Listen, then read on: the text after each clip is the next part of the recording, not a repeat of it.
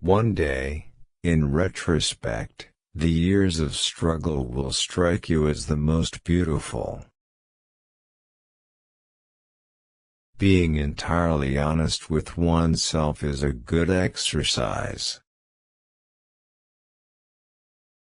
Most people do not really want freedom, because freedom involves responsibility, and most people are frightened of responsibility.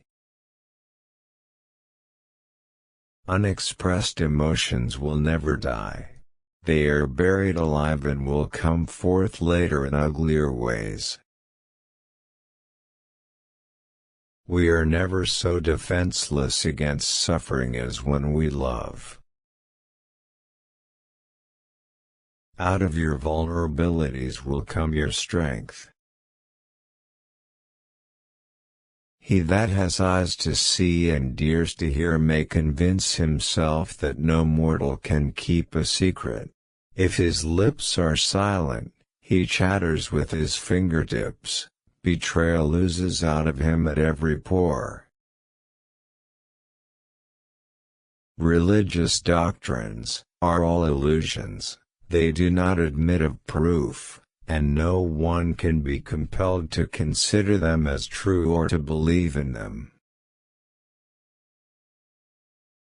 It is impossible to escape the impression that people commonly use false standards of measurement, that they seek power, success and wealth for themselves and admire them in others, and that they underestimate what is of true value in life. Everywhere I go I find a poet has been there before me.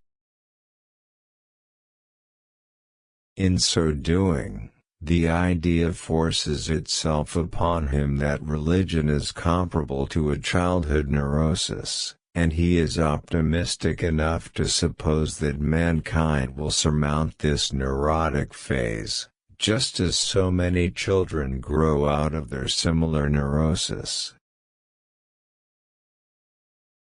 In the depths of my heart I can't help being convinced that my dear fellow men, with a few exceptions, are worthless.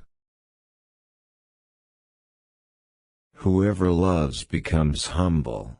Those who love have, so to speak, pawned a part of their narcissism. Immorality, no less than morality, has at all times found support in religion. No, our science is no illusion. But an illusion it would be to suppose that what science cannot give us we can get elsewhere. The virtuous man contents himself with dreaming that which the wicked man does in actual life. Religion is an illusion and it derives its strength from the fact that it falls in with our instinctual desires. It is that we are never so defenseless against suffering as when we love, never so helplessly unhappy as when we have lost our loved object or its love. The behavior of a human being in sexual matters is often a prototype for the whole of his other modes of reaction in life. He does not believe that does not live according to his belief.